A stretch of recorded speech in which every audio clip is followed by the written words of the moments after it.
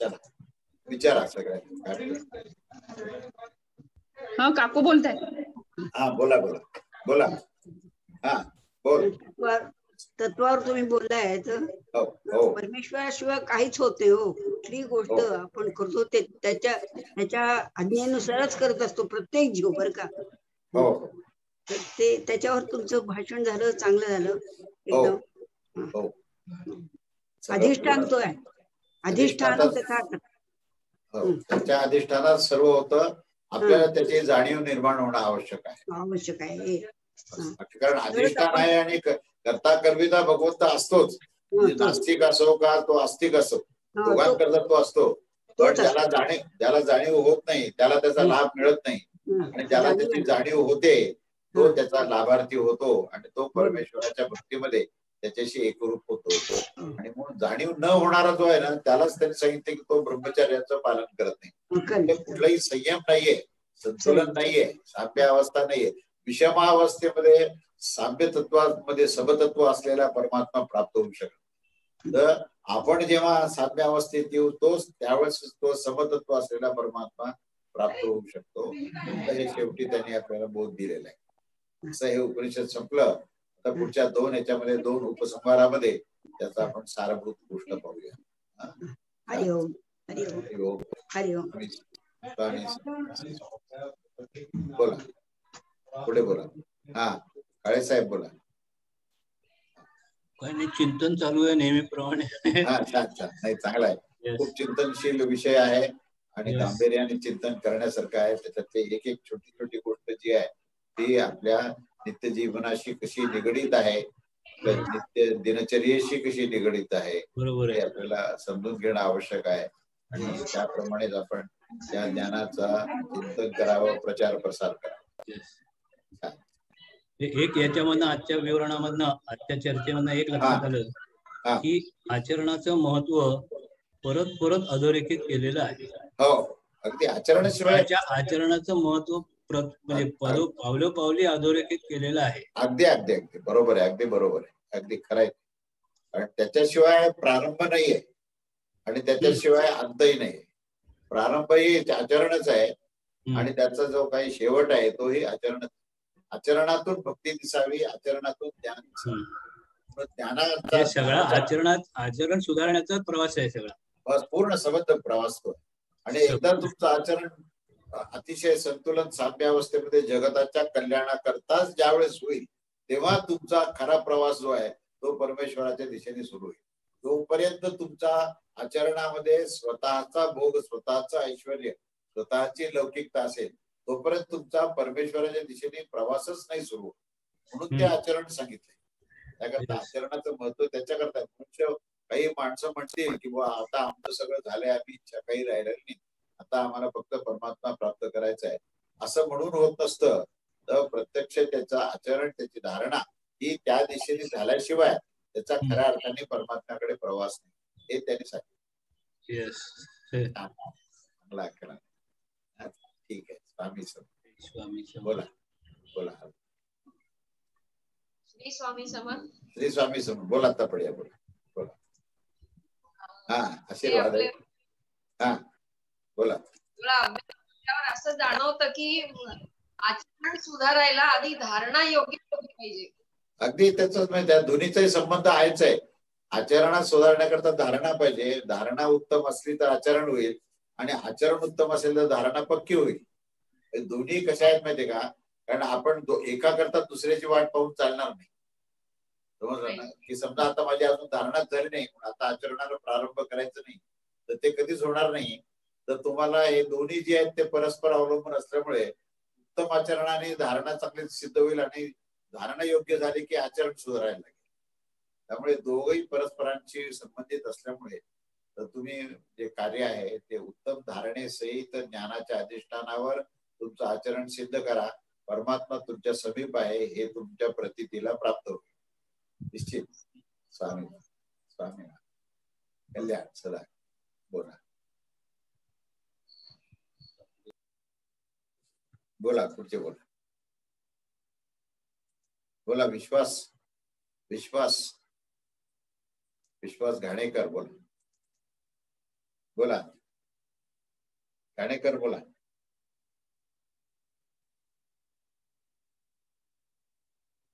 ठीक आहे, पुढे अजून कोण बोलतंय बोला. बिंदू, सत्येंद्र बिंदू,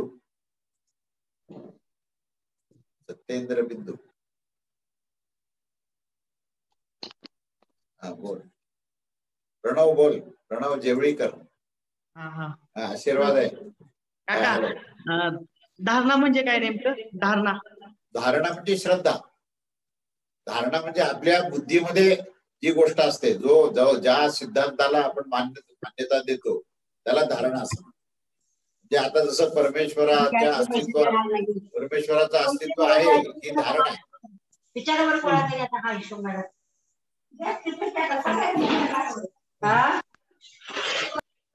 स्टार्ट करू का व्हिडिओ? बोला. मला बोल म्हणतायत ते, मग त्यांना बोलायचं म्हणायचं. कोण बोलताय? कोण बोलताय दुसरे? केलं काका, म्यूट केलं. बिंदू बोलत होते का? कोण बोलत? हा बोला. सत्येंद्र बोला. सत्येंद्र हा बोला. आवाज येत नाही तुमचा. आवाज येत नाही बाईक मध्ये. आवाजाचा व्हॉल्यूम व्यवस्थित ठेवा. आवाज येत नाही. हॅलो. हा आता येतोय. येतोय ना काका आवाज? हा आता येतोय. बोला बोला. मला खूप छान वाटलं, तुमचाच आवाज आला मला. तुमचीच आठवण आली. छान छान. महाराजांची कृपा आहे.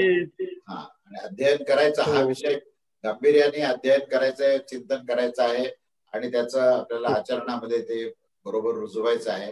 आणि त्याच्यामुळे आपल्याला प्राप्त असलेल्या कोणत्याही परिस्थितीमध्ये आपण अनुकूलता आणि प्रतिकूलता हे जे दोन पाहत असतो ना, ते दोन्ही पाहण्याचा आपला सवय ही संपून जाईल. आणि आपण जे दिलेलं आहे ते परमेश्वराचंच आहे आणि आपल्याला करायचं आहे ती परमेश्वराचीच सेवा करायची आहे. याच्या व्यतिरिक्त कोणताही विचार न ठेवता आपण सतत परमेश्वराच्या अनुसंधानामध्ये आपल्या आचरणाच्या माध्यमातून, आपल्या धारणेच्या माध्यमातून आणि आपल्या भक्तीच्या माध्यमातून अखंड परमेश्वरासाठीच सेवा करायची आहे असं गृहीत धरून आपण कार्य केलं तर कधीही उद्वेग होणार नाही. हो, खंत एकच आहे काका, आचरण एवढं शुद्धतेनं केलं जात नाही. कुणाला तरी दुखावलं जातं व्यवहारामध्ये बोलताना. सद्गुरूंनी फक्त कृपा करावी की त्यांनी खूप बळ द्यावं. ते कृपा आहे म्हणून तर एवढं सांगणं आहे ना. आता आपण एवढं जे सांगितलंय ना, ती कृपा सद्गुरूंची आपल्या अनुभवात प्राप्त व्हावी म्हणूनच आहे. तर त्याच्यामध्ये आपण तो सिद्धांत आहे ना, त्या सिद्धांताचं चिंतन करावं. म्हणजे मग ते तुमचं आचरण सुधारायला आपोआप सुधारेल. तुमची ज्यावेळेस ज्ञानाची बैठक पक्की होते की नाही, की त्याचा परिणाम हा आपल्या आचरणावर होतोच. नुसतं आपण विषय करून होणार नाही. आशीर्वाद काका. श्री स्वामी समर्थ. श्री स्वामी सर. खूप आशीर्वाद आहे. छान आनंदी राहा एकदम सगळे. चिंतन करा. तुमचं सगळ्यांचं जीवन जे आहे आनंदाने प्रफुल्लित आणि परिपूर्ण होईल. श्री स्वामी सर. हा बोला. डॉक्टर घाटोळ बोला. श्री स्वामी समर्थ. श्री स्वामी समर्थ बोला. आणि आजचं छान वाटलं प्रवचन. बरोबर. आपल्या केमिकल इंजिनिअरिंग किंवा केमिकल सायन्सच्या भाषेत सांगायचं म्हणजे मिश्र पदार्थ आणि संयुक्त पदार्थ असं आपण म्हणतो. तर संयुक्त पदार्थांना सेपरेट करणं जरा कठीण राहतं आणि मिश्र पदार्थांना सेपरेट करणं सोपं होतं. तसं हे संयुक्त पदार्थ असल्यामुळे तर आपल्याला तशी धारणा, पक्की धारणा करणे आणि त्याप्रमाणे पक्क आचरण करणे हे फार महत्वाचं. बरोबर आहे. संयुक्त पदार्थाला म्हणजे कंपाऊंड ज्याला म्हणतो आपण, त्या संयुक्त पदार्थाला सेपरेट करायचं असेल ना तर त्याला तेवढीच ज्ञानाची तीव्रता पाहिजे. म्हणजे त्याचे बॉन्ड तुटतात आणि तो बॉन्ड असतो ना तो रासायनिक हे कंपाऊंड असल्यामुळे त्याचा परस्परात स्ट्रॉंग बॉन्ड असतो. त्यालाच ग्रंथी म्हटलेलं आहे. ते जो ग्रंथी हा शब्द प्रयोग तू केलाय ना, तर तो जो केमिकल बॉन्ड आणि ही ग्रंथी ही सारखीच आहे. तर त्याला जोपर्यंत परमेश्वराचे जिथे ज्ञानाची तिथे हे होत नाही, प्रभाव होत नाही, तोपर्यंत तो बॉन्ड तुटत नाही. तो बॉन्ड जो आहे संसाराशी बांधलेला बॉन्ड आहे. तसे तुम्ही जे आता सांगितलेलं उदाहरण खूप छान आहे की तसा तो कंपाऊंड जर असेल तर तो कंपाऊंड लवकर सुटत नाही. आणि तो केव्हा सुटतो? जेव्हा सद्गुरूची कृपा होते, परमेश्वराचा ज्ञानाचा आपण प्रभाव स्वीकारतो. आपला स्वीकारण्याचा विषय आहे. तो कृपा करत नाही असा विषय नाहीये. तर तो तो तुमच्यापर्यंत पाठवतो, पण तुम्ही आपल्या भोवताली शेल तयार केलं की ज्याला ते मध्ये स्वीकारू शकत नाही तुम्ही, तर त्याला एकदा तुम्ही स्वीकारलं की ते बॉन्ड तुटतात. काय म्हणजे प्रकृती संबंध विच्छेद त्याला शब्द वापरला. प्रकृती संबंध विच्छेद म्हणजे आसक्तीचा विच्छेद आहे, प्रकृतीचा विच्छेद नाहीये. असा तो विच्छेद झाला तर मग परमात्मा आपल्या अगदी समीप आहे, त्याची प्रतीती नक्की मिळते. छान, चांगला. श्री स्वामी. बोला बोला, अजून पुढे मंजिरी बोल. मंजिरी बोलत रे, बोल. काका, हा आशीर्वाद आहे, बोल बोल. खूप छान केलं आजचं प्रवचन. म्हणजे खूप विचार करत होते सगळं ऐकताना. बऱ्याच प्रश्नांची उत्तरं मिळाली आणि ही तुम्ही जे आतापर्यंत जे ऐकते ना ते ऐकायला लागल्यापासून असं आलं पहिल्यांदा, म्हणजे जनरली सर्वच माणसांना मृत्यूची भीती असते. ती भीती म्हणजे भीती आहे, पण ती जेवढी प्रमाणात होती ना ती हळूहळू कमी व्हायला लागली. कारण ती गोष्ट जी आहे ती मी तुम्हाला मृत्यूबद्दल मागे 2-3 गोष्टी सांगितल्या की मृत्यू नित्य आहे, प्रत्येक क्षण आहे. तुम्ही देह त्यागाला मृत्यू म्हणता तर तो मृत्यूचा मृत्यू आहे. कारण मृत्यू होण्याची जी प्रक्रिया आयुष्यभर चालू असते ना, की जुने सेल हा मरतात, नवीन सेल तयार होतात, आणि जसं वृद्धावस्था जाते तेव्हा नवीन सेल तयार होण्याचं प्रमाण कमी होतं आणि जुने सेल हे मृत्यू होण्याचं प्रमाण वाढतं. आणि एक दिवस असा असतो की नवीन सेल एकही तयार होत नाही आणि जुने सगळे सेल मरतात, तर त्यामुळे त्याचा मृत्यू होतो. खरं म्हणजे मृत्यू हा त्याला आपण मृत्यू म्हणतो, पण तो मृत्यू नव्हेच, तर तो दर क्षणी प्रतिदिवशी हे जे काही आपले सेल मरत असतात की तोच मृत्यू आहे. तर तो आपल्याला अनुभवता आला पाहिजे. आणि हे जे काही सगळं गाठोड आहे हे आपलं नाहीच आहे. त्यामुळे त्याच्यात काय आपल्याला त्याच्या हर्ष आणि खेळ काय मानायचे. ही होणारी ही निसर्गातली एक प्रक्रिया आहे. उत्पत्ती स्थिती लय यालाच प्रकृती असं आपण म्हणतो. पण तो हा लय म्हणजे त्याचा लयाचा प्रलय होतो आणि प्रलयाचा महाप्रलय होतो. त्यामुळे त्याचा वियोगच होऊन जातो. त्या महाप्रलयाच्या वेळेस या शरीराचा वियोग होतो आणि नित्य योग परमात्म्याचा प्राप्त होतो. नुसता वियोग नाहीये, तो वियोगाचा वियोग आहे. आणि वियोगाचा वियोग झाल्यानंतर नित्ययोग परमात्म्याचा प्रतिदिन सिद्ध होतो. हा त्या मृत्यूचं रहस्य त्यामध्ये अशी गोष्ट आहे. मृत्यूचं स्वागत झालं पाहिजे. त्याचा त्याग जो होतो तो खऱ्या अर्थाने आसक्तीचा त्याग होतो. त्या निमित्तानेच आसक्तीचा त्याग होतो. तर पुष्कळ मिळालं, भरभरून का धन मिळालं, कोट्यावधी रुपये घरात येत आहेत, तर त्यावेळेस कुठे परमात्म्याची आठवण येते आपल्याला. पण त्याचा संयोग आणि वियोग आहे. हा संयोग वियोग नकोय, आता वियोगाचा वियोग झाला पाहिजे. ही स्थिती झाली म्हणजे मृत्यूचं रहस्य कळालं आणि मग मनुष्य आनंदीच होतो. छान. असेच चांगले अभ्यास करत राहा, अध्ययन करा. खूप कृपा महाराजांची आहे. नमस्कार. आम्ही हा बोला. नाईक स्वामी समर्थ काका, नमस्कार. साष्टांग नमस्कार. हो, साष्टांग नमस्कार, आशीर्वाद. साष्टांग नमस्कार आम्ही तुमचा स्वीकारतो आणि आम्ही तुम्हाला आशीर्वाद देत असतो. ही प्रक्रिया अखंड असते. काय कृतज्ञता. हा, तर त्यामुळे तुम्ही तुमच्यावर माझी पूर्णपणे माझं लक्ष आहे, आशीर्वाद आहे. तुम्ही अखंडपणे महाराजांच्या अनुसंधानात राहा आणि आपलं जे काही भाव असतो ना, तो भाव नेहमी स्वामींच्या चरणापाशी शरण भावाने ठेवला पाहिजे, तर ते जीवन कृतार्थ होत. आणि ते तुमचं आहे म्हणून मला पुन्हा एकदा आठवण आली, स्मरण तुम्हाला बघून का आलं, की तो भाव आहे आपला आणि तसा भाव अखंड राहावा. आणि आपल्या आचरणातून, आपल्या धारणेतून, बुद्धीतून हे नेहमी परमेश्वराशी अनुसंधान असलं पाहिजे आणि प्रत्येकात परमात्म्याला पाहता आलं पाहिजे. सगळ्यात ही महत्वाची आणि कठीण गोष्ट वाटते. तर प्रत्येक जीवामध्ये आपल्याला परमात्मा ज्या दिवशी पाहायला मिळेल ना, त्या दिवशी खऱ्या अर्थाने भक्ती सुरू होईल. जोपर्यंत आपल्याला भेद निर्माण होतो तर भेदामध्ये परमात्मा नाहीच असल्यासारखं वाटतो. मूर्ती पाहतो आपण गणपतीच्या वेळेस गणपतीची मूर्ती आणतो, ते प्राण प्रतिष्ठा करतो, आहे की नाही, आणि तेव्हा आपण त्याचं 10 दिवस आपण उपासना करतो. पण इथे गणपती पाहायचा आणि इतर ठिकाणी आपल्याला जर परमेश्वराचं दर्शन होत नसेल तर अजून आपल्याला साधना करायची आहे. तो भक्तीचा जो संबंध आहे तो अन्वयाशी लावलाय, की जेव्हा तुमचा समन्वय सगळ्या ब्रह्मांडाशी होतो ना, तेव्हाच भक्ती होते. पण तुम्ही जर एकटेच राहिले कुठे आणि जगापासून तुमचं जर नातं प्रेमाचं जर तुटलं तर तिथे भक्तीचा उद्भवच नाही होऊ शकत.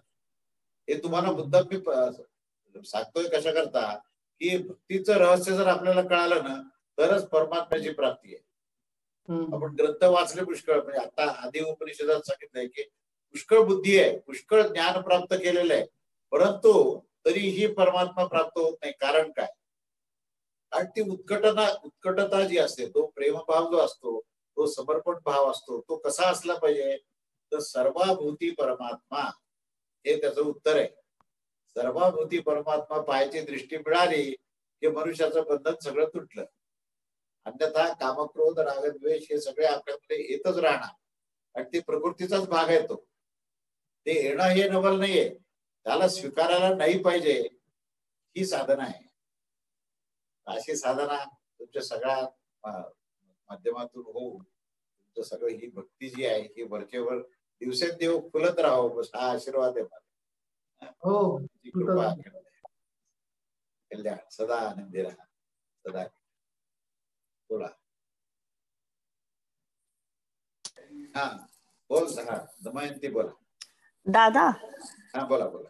आता जसं सांगितलं तुम्ही की आपल्याला सगळ्यांमध्ये देव पाहता आला पाहिजे. हो. आणि त्याच्यामुळे मला ते फार छान वाटतं सगळ्यांची मदत करण्यासाठी.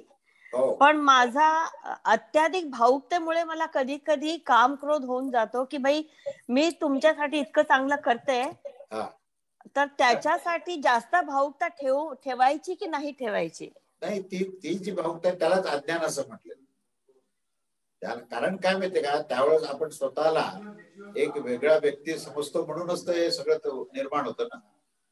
आपण स्वतःच वेगळेपण जेव्हा आपण मानतो मग हे सगळ्या प्रकारचे काम क्रोध रागद्वेष अशा प्रकारचं जे गोष्टी येतात ते कशामुळे येतात? त्याचं मूळ जो आहे ना तो अहंकार आहे. त्या अहंकाराचं मूळ जो आहे तो जीव आहे. तो जीवचं मूळ म्हणजे मी वेगळा आहे कुणीतरी. तर मी वेगळेपणाचा भाव निर्माण झाला की उद्वेग निर्माण होतो आणि मी आणि तू हे एकच आहे असं जर झालं तर तिथे मग कोणी कसंही जरी वागलं तरी त्या ठिकाणी उद्वेग येणार नाही. हे सिद्ध करायचंय आपल्याला. आयुष्यामध्ये काय सिद्ध करायचंय? तर कितीही प्रतिकूल परिस्थिती आली तरी आमची जी काही स्थिती आहे ती अटल राहिली पाहिजे, ती नेहमी स्थिर राहिली पाहिजे, त्यात अस्थिरता नको. आणि स्थिर नाही, बरोबर आहे का मी सांगतो ते? हा नाही, आमची बुद्धी स्थिर राहते, पण पुन्हा पुन्हा आपण त्या व्यक्ती संबंधी आपण मनन चिंतन करत असतो की मी XYZ ला पुन्हा कसं समजवू किंवा काय करू त्याच्यासाठी. तर त्याला विचार नाही करायचा ना, मला त्याचा विचार नाही करायचा. हे काय, प्रत्येक जीवाचा मार्ग स्वतंत्र असतो. तुम्हाला सांगतो, कोणी कोणाला सुधारू शकत नाही या जगात. हा, फक्त आपण इतरांना सेवा देऊ शकतो, सुधारू शकत नाही. सुधारण्याचा आपण जर निर्णय घेतला तर आपण चांगले स्थिर असलेले अस्थिर होऊन जाऊ. हा, ते माझ्यासाठी नेहमी माझ्या बरोबर नेहमी होत आहे. हा, म्हणून तुम्हाला मी सांगतो याच्यावरचा उपाय सांगतो.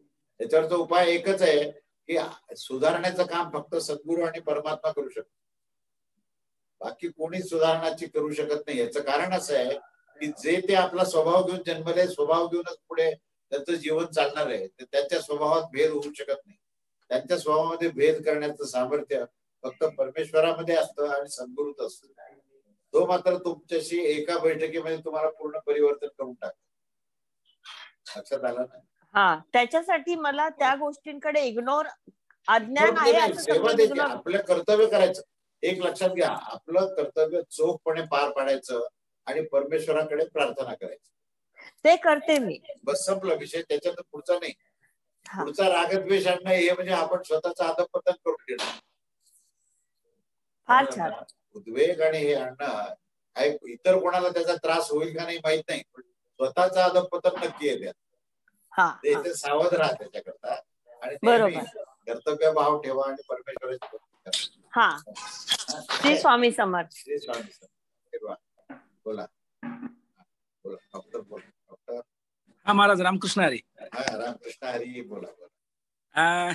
आता जे ताईंनी सांगितलं आणि तुम्ही जो भाव सांगितला तसाच भाव खूप वेळा खर तर आमच्याही मनात येत असतो. आपण आता गेले 7-8 वर्ष अध्यात्मातल्या वाटेवरती असल्यामुळे खूप असं वाटतं की जगाचं नुकसान अज्ञानामुळे अहंकारामुळे होत असतं आणि आपल्या सभोवतालच्या लोकांना आपण हे ज्ञान देण्याचा प्रयत्न करत असतो की तू आत्मा आहेस, तू ह्या बॉडी, शरीर, मन, बुद्धी, अहंकार याच्या पलीकडचा आहेस आणि देण्याची खूप इच्छा असते.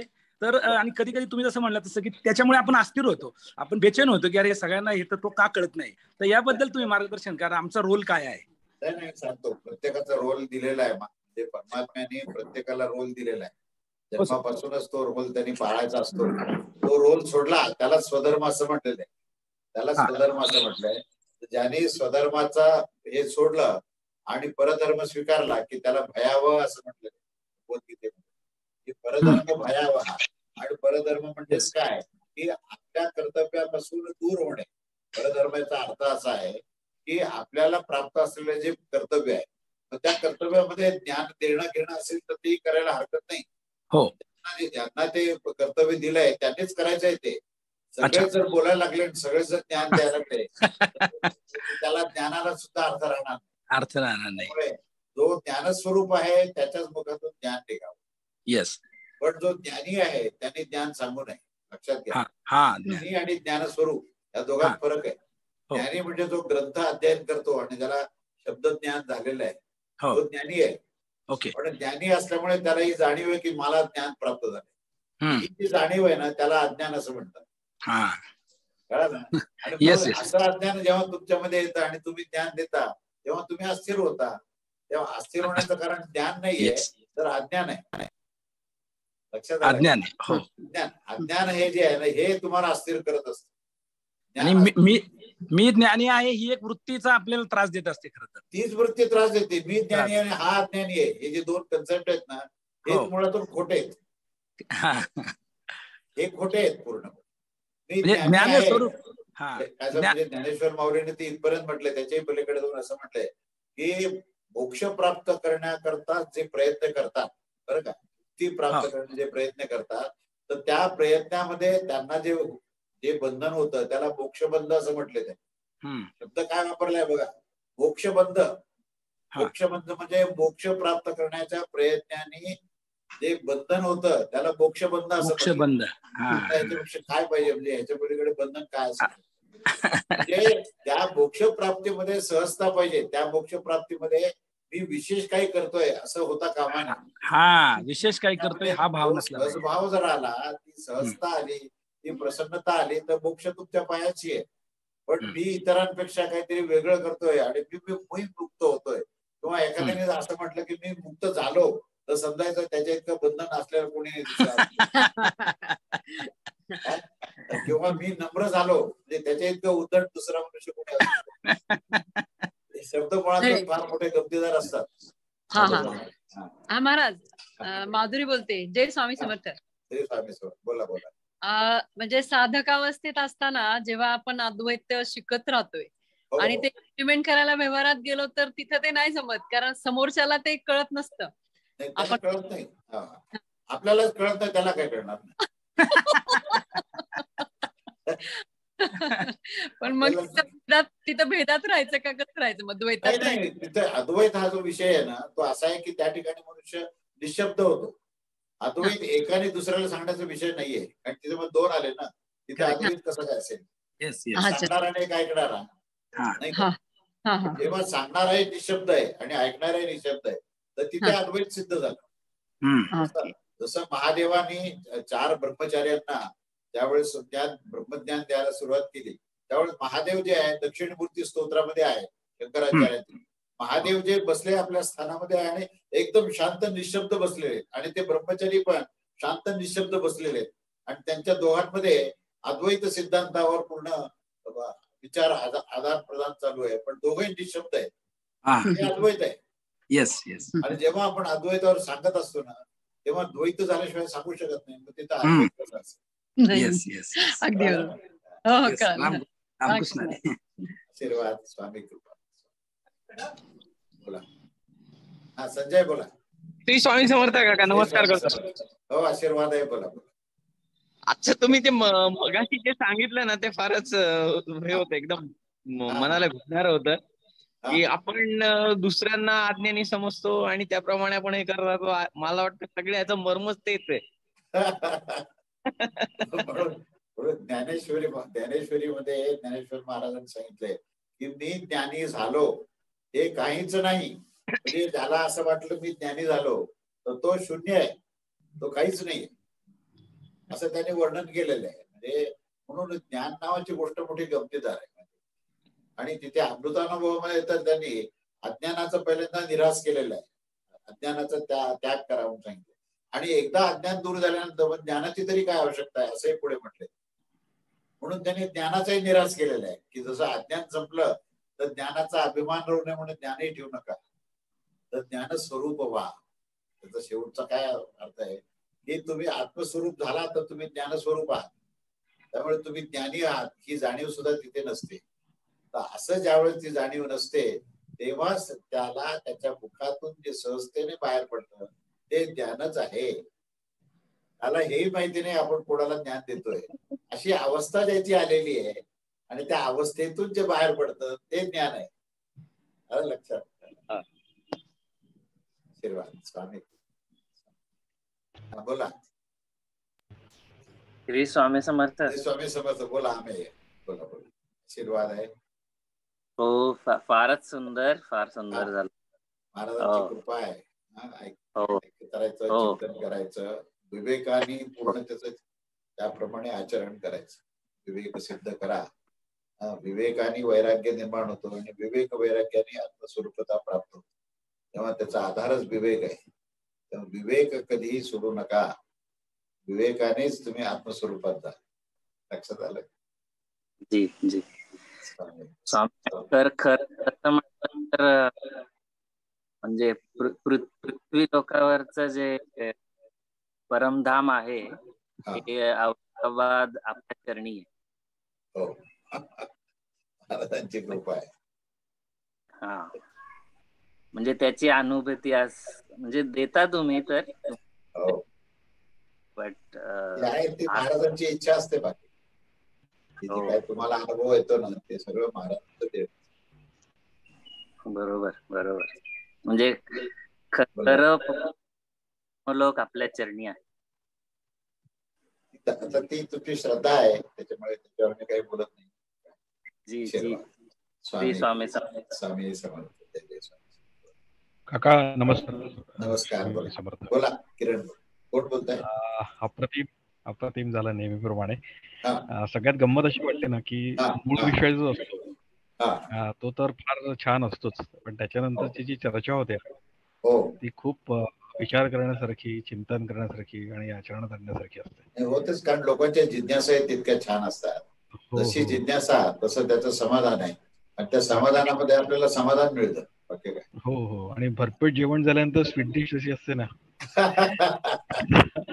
असं वाटतं नेहमी. मला ते ज्ञानाविषयी तुम्ही जे सांगितलं फार छान वाटलं.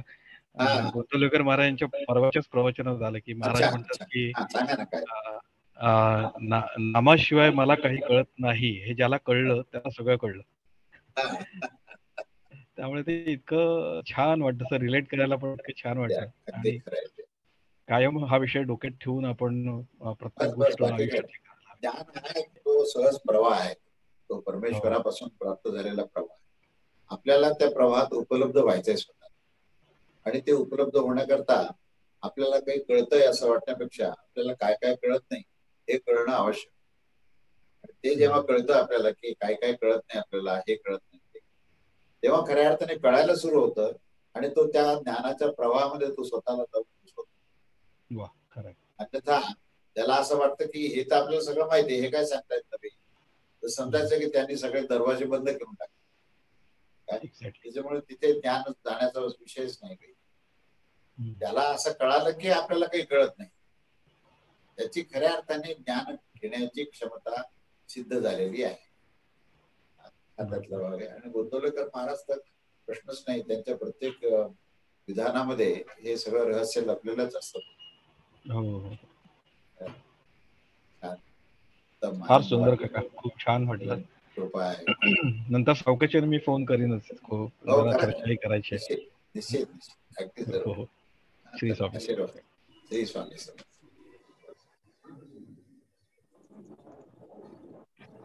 बोला. हा पकरत बोला. पकरत समर्थ. सगळ्यात चर्चेत आम्हाला दिल्ली किती दूर आहे.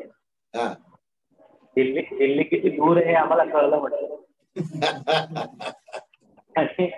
आणि फोटोमध्ये आपल्याला किती जपायचं आहे. आणि सारख्या टप्प्या मारत राहावं लागणार आहे की बाबा आता निघ चल, सरळ चल, हे विचार ते विचार. आमचा एक मित्र तुम्हाला भेटायला आला होता. बर केव्हा? त्यावेळेस तो म्हणला अरे इतकं सत्य ऐकलं जाणार कसं आहे.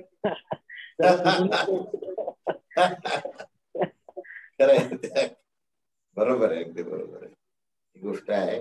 महाराजांची कृपा असते ना, मग त्या ठिकाणी आपोआप त्या गोष्टी आपल्याला मिळायला लागतात. तिथे आपले एफर्ट्स काहीच नाहीयेत. आपण तिथे एफर्ट्स काही नाही. आपण खूप काहीतरी मिळवायचा प्रयत्न करतो, धावधाव करतो, आणि सगळं धावणं झाल्यानंतर काय मिळालं हे पाहायचा प्रयत्न केला तर नेमकं काय मिळालं हे कळत नाही. तर ही गोष्ट प्रयत्नाच्या नंतर अशी होते. पण जो काहीच प्रयत्न न करता सरेंडर होतो, पूर्ण समर्पण भावाशी नेहमी महाराजांचं नाम घेत असतो, तर त्याला मात्र इतकं काही मिळत असतं की त्याने काही विचारलं किंवा नाही विचारलं तरी त्याच्या हिताकरता, त्याच्या कल्याणाकरता महाराज हे देत असतात. देण्याकरता महाराज बसले. घेण्याची क्षमता पाहिजे, हा विषय आहे. त्यामुळे आपली झोळी मजबूत ठेवा. महाराज केव्हा काय देतील सांगता येत, तेच तुम्हाला म्हणतो. झोळी मजबूत ठेवा, बाकी काही करायचं नाही. झोळीला ठिगळ नको की त्याच्यामुळे पुन्हा त्या ठिगळामध्येच नेमकं काहीतरी वजनदार सोन्याचं लगडी पडेल आणि ते फाटून पुन्हा खाली पडून जाईल. तर असं होतं कामा नये. तर महाराज द्यायला बसले, आपण मजबूतपणे घ्यायला बसलं पाहिजे आणि ते तुम्हाला मिळत राहणार. अगदी आशीर्वाद. स्वामी कृपा. हा बोल रश्मी, बोल रश्मी. श्री स्वामी समर्थ काका. श्री स्वामी समर्थ. ऐकलं प्रवचनाचं? हो ऐकलं. खूप छान. आता म्हणजे सिंहालोकन जेव्हा होईल पण ते जास्त बोलायचं भीती वाटते. बरोबर आहे. काय म्हणाली तू आता? काय मी म्हटलं आता परत ते जे उपसंहार होणार त्याच्यात सगळं रिव्हिजन होईल. सगळं मिळेल, रिव्हिजन मिळेल आणि त्यातले मुख्य बोध जो आहे ते मुख्य बोध पुन्हा एकदा प्राप्त होईल.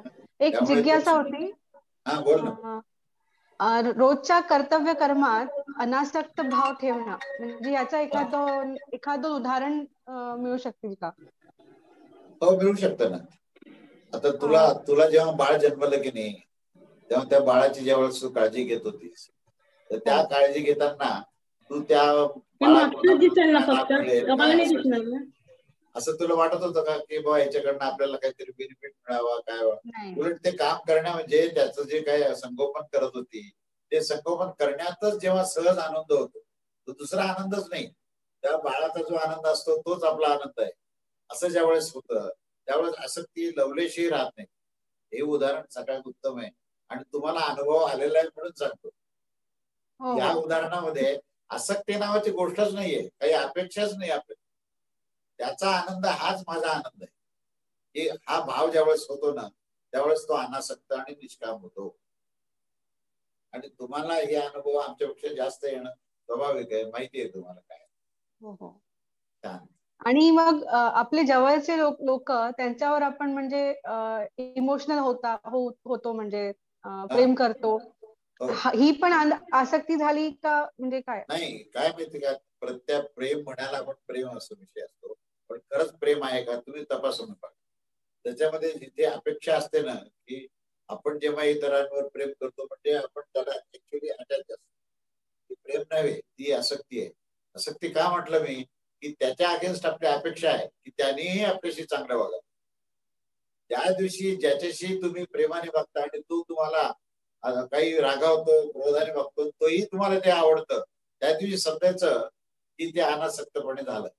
पण जेव्हा ज्याच्यावर प्रेम करून तो जर क्रोधित झाल्यानंतर तुम्ही पण क्रोधित होता की मी इतकं तुझ्याकरता केलं, तू मला कसं काय रागवतो, म्हणजे समजायचं की ही अटॅचमेंट होती, यालाच आसक्ती म्हणतात. आशीर्वाद. बोला रजनी जोशी बोला. श्री स्वामी समर्थ काका. हो आनंद आहे. स्वामी कृपा. प्रबोधन झालं अतिशय सुरेख अगदी. हा महाराजांची कृपा आहे. खूप छान प्रतिम झालं. हो तुम्ही आणि तेवढा तुम्ही याच्याने ऐकता त्यामुळे मला खूप आनंद मिळतो. महाराजांची कृपा करणार स्वामी. हा बोला. कोण आहे? बोला अभय कुलकर्णी बोला. प्रणाम प्रणाम प्रणाम. आशीर्वाद आहे. आशीर्वाद. कसे आहेत तुम्ही? मजेत. बरेच दिवसामध्ये रविवार माझे हुकले. पण कधी कधी युट्यूब वर जाऊन मी बघत असतो. परंतु लाईव्ह ऐकण्यात जी मजा आहे ती त्याच्यात. हो नाही कारण हे वेगळं असतं ना. याच्यामध्ये काय 1 to 1 डायलॉग्स असतात किंवा आपण जे श्रवण करतो इतर लोक प्रश्न उत्तर जे करतात ते सुद्धा श्रवण करताना लाईव्ह जेव्हा ऐकताना तर लाईव्ह ऐकण्यामधला एक वेगळा आनंद असतो. म्हणून मी नेहमी म्हणतो स्वामीवाणी सुद्धा लाईव्ह ऐका काय आणि हे सुद्धा उपनिषद सुद्धा लाईव्ह ऐका. त्याचा एक वेगळा लाभ आहे. अगदीच अशक्य असेल तर मग नंतर ऐकावं जरूर ऐका. त्याला आशीर्वाद आहे.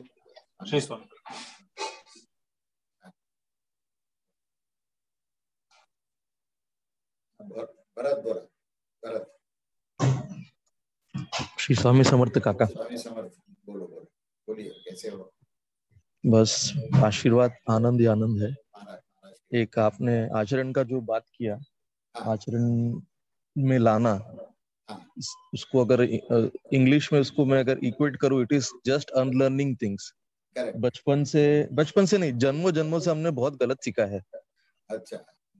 और ये इस जन्म में वो अपॉर्चुनिटी मिला है. हम इतना छोटा समूह है, मतलब अगर कुछ लर्नड लोग होंगे, प्रोबेबिलिटी जानते होंगे, ठीक है, तो उस प्रोबेबिलिटी के अंदर हम लोग अंश मात्र भी नहीं है जिसको ये ज्ञान मिल रहा है, जहां पर ये चर्चा में भाग ले रहे हैं.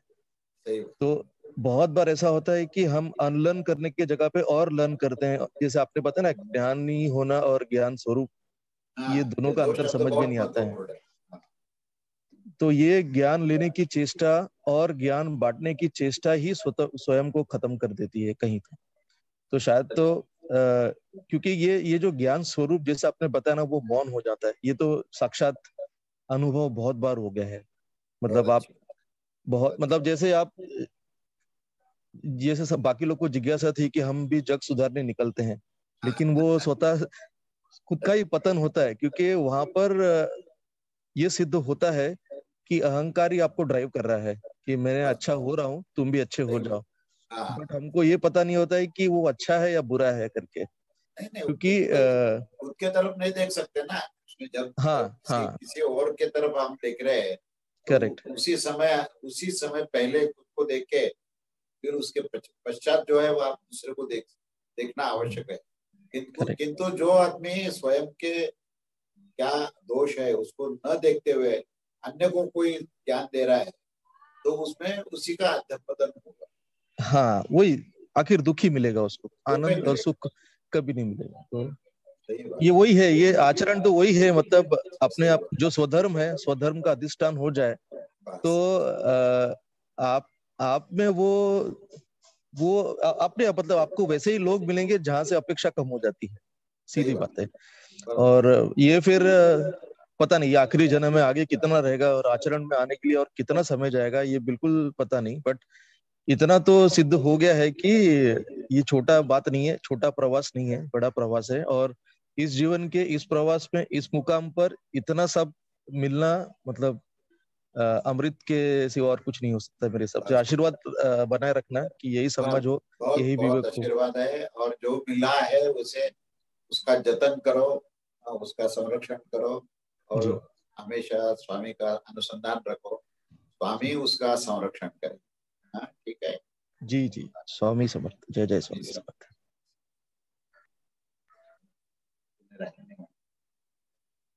पुढे राहिला असेल तर बघा, वेळ संपत आहे. हॅलो. हा हॅलो. हा बोला. श्रीराम बोला. हा साष्टांग नमस्कार काका. हो आशीर्वाद आहे, खूप आशीर्वाद. हा आज प्रवासात आहे, तिकडे तुळजापूरला चाललोय. गिरीश लोहारेकरचं म्हणजे आज भावाच्या मुलाचे, त्याला सांगा मी आठवण केली या निमित्ताने. माझे खूप खूप आशीर्वाद त्याचे. छोटा बाळ चांगला, फार जिज्ञासू आहे आणि खूप चांगला दिवस आहे आज. त्याला माझा आशीर्वाद सांगा. मी तिकडे चाललोय काका. चालेल चालेल. खूप आशीर्वाद. स्वामी श्री स्वामी. श्री स्वामी. बोला. स्वामी समर्थ. हा स्वामी समर्थ. मिनल बोल बोल. ऐकलं का? हो खूप आशीर्वाद आहे, नेहमीच आहे, अगदी अखंड आहे.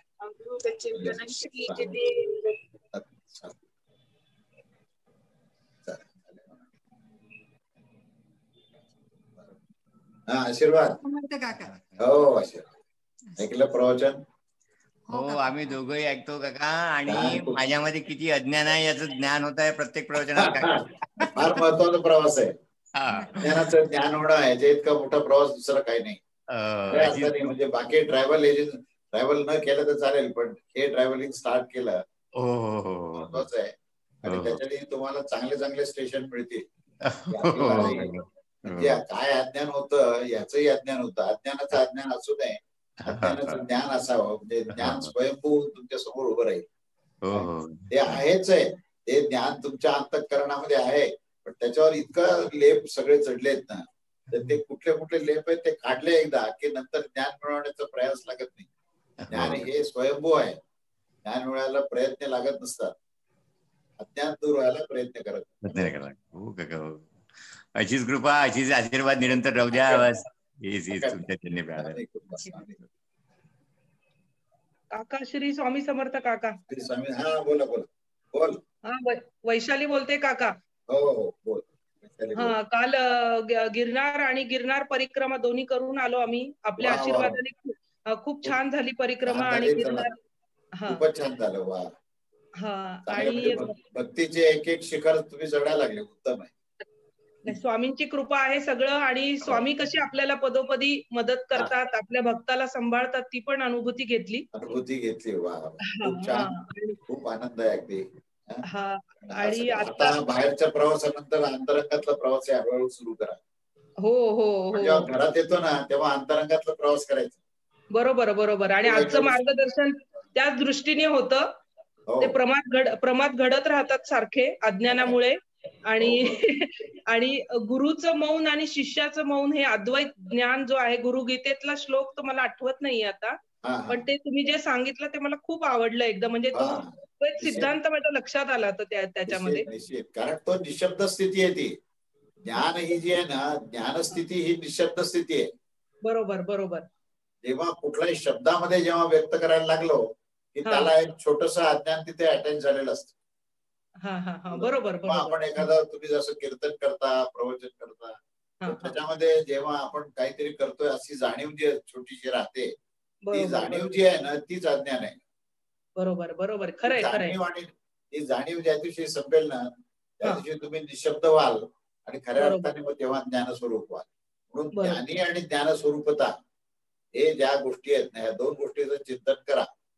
आणि ज्ञानेश्वर माऊलीचं तुम्ही ज्ञानेश्वरी वाचली असेलच तर तुम्ही आता अमृतानुभव वाचायला सुरू करा. अरे वा वा. बर बर बर. करते सांगतो. अमृतानुभव सुरू करा. आणि अमृतानुभव मध्ये हे अद्वैत सिद्धांत पूर्ण अद्वय ह्या शब्दाखाली मांडलेला आहे. शिवसूत्र नावाच्या ग्रंथाचा संदर्भ नाथ परंपरेतला आहे. एक नाथ संप्रदाय जो नवनाथ जे होऊन गेले तर त्या नाथांच्या आधी ही अद्वय नावाची परंपरा होती आणि त्या परंपरेतून पुढे हे नाथ संप्रदाय झाले. आणि त्या नाथ संप्रदायामध्येच ज्ञाननाथ म्हणून यांचं नाव होतं. निवृत्तीनाथानंतर ज्ञाननाथ हेच ज्ञानेश्वर माऊली आहेत. आणि त्यांनी नाथ संप्रदायातले सिद्धांत तुम्ही आता लोकांसमोर मांडा. आता पण भगवद्गीतेमध्ये ज्ञानेश्वरी मांडली तर ती तर लोकांना माहिती होती, पण आता नाथ संप्रदायातून तुम्हाला काय मिळालंय ज्ञान ते तुम्ही मांडा असं निवृत्तीनाथांनी त्यांना आज्ञा केली. आणि त्या आज्ञेच्या अनुसार त्यांनी जो हा अमृतानुभव हा ग्रंथ लिहिला आणि त्या ग्रंथामध्ये शिवसूत्राचा संबंध लावलाय. तर त्याच्यामध्ये शिवशक्ती समावेशन पहिलं प्रकरण आहे. आणि त्याच्यामध्ये अद्वैत सिद्धांत काय, ते अद्वय आणि अद्वैत एकच आहे. थोडासा त्या ठिकाणी साधनेचा फरक आहे. तर तो सिद्धांत ते तुम्ही अवश्य वाचा. त्या वाचनातून अध्ययनातून तुमच्या उपासनेला एक छान असं दिशा मिळेल. बर बर. नक्कीच नक्कीच. आणि अजून एक थोडस एक हे आहे, जिज्ञासा आहे की आपण दुसऱ्याला सुधरवायचं नाहीये, त्या भानगडीत पडायचं नाहीये. आपण आपली आत्मोन्नती करून घ्यायची. मग याच्यातनं एक प्रकारचा स्वार्थ तर निर्माण होणार नाही ना आपल्या चरित्रामध्ये. इतरांना सुधारण्याचा आहे किंवा नाही हा विषय नाहीये. सत्संग करावा, सत्संग जरूर करावा. सत्संगामध्ये जे काही विषय असतात ते मोकळेपणाने बोलावे. फक्त त्या ठिकाणी ते सांगताना आपण सगळे ज्ञानाच्या मार्गाला लागू असं म्हणायचं, तुम्ही लागा असं म्हणायचं नाही. बरोबर बरोबर. त्यांना बोलताना आपल्याला सगळ्याला हे करायचंय, आपल्याला सगळ्याला या भूमिकेतून जायचंय, आपण सगळे मिळून साधना करू, त्या प्रकारची भूमिका ठेवली ना तर तुम्हाला तो दोष लागणार नाही. बरोबर. पण तुम्हाला हे ज्ञान नाहीये आणि मी ज्ञान देतो, तुम्ही हे ज्ञान घ्या असं म्हटलं की त्या ठिकाणी ते ज्ञान जाण्यापेक्षा अज्ञान जातं. बरोबर आहे, बरोबर. आणि मग तो म्हणतो स्वतःला मोठं समजतो का तू, आम्हाला हे माहिती आहे, म्हणजे तो वेगळाच विषय सुरू होतो. बरोबर बरोबर. तो संघर्ष आणि तसा विषय होऊ नये म्हणून आपण सत्संग करावा आणि इतर श्रेष्ठ संतांनी जे सांगितलंय त्याच्यावर चर्चा करावी. बरोबर बरोबर. ठीक आहे ना. त्याच्यामुळे तो स्वार्थाचा विषय नाहीये तिथे. फक्त मी सावध काय करतोय की तिथे अहंकाराचा स्पर्श होता कामा नाही. बरोबर बरोबर बरोबर. म्हणून कारण की रामदास स्वामी कसं म्हणतात की शहाणे करुणी सोडावे सकल जन. हो, पण त्याच्यावर त्यांनी कंसातल्या काही गोष्टी आहेत की त्यामुळे अहंकाराचा वारा न लावो राजस. माझ्या विष्णुदास भाव दासी. बरोबर. नामदेवराय तिथे आणायचे लगेचच. ते सगळे संतांनी एकमेकाला सांभाळलेलं आहे. बरोबर बरोबर. म्हणून तेव्हा हे वाक्य म्हटल्यानंतर पुढचं वाक्य ते आपल्याला कळालं पाहिजे. बरोबर आहे बरोबर आहे. चालेल, खूप छान वाटलं. तुमचा कृपा आशीर्वाद सदैव आमच्यावर राहू. अखंड आहे. श्री स्वामी श्री स्वामी दोघांनाही खूप आशीर्वाद आहे. स्वामींची कृपा अखंड राहा. स्वामी कृपा. स्वामी. चला आता आपण रजा घेऊ. पुढच्या रविवारी भेटूया आपण आणि आपण उपसंहाराला मुंडक उपनिषदाच्या उपसंहाराला प्रारंभ. अवधूत चिंतन. श्री गुरुदेव दत्त. श्री स्वामी समर्थ महाराज की जय.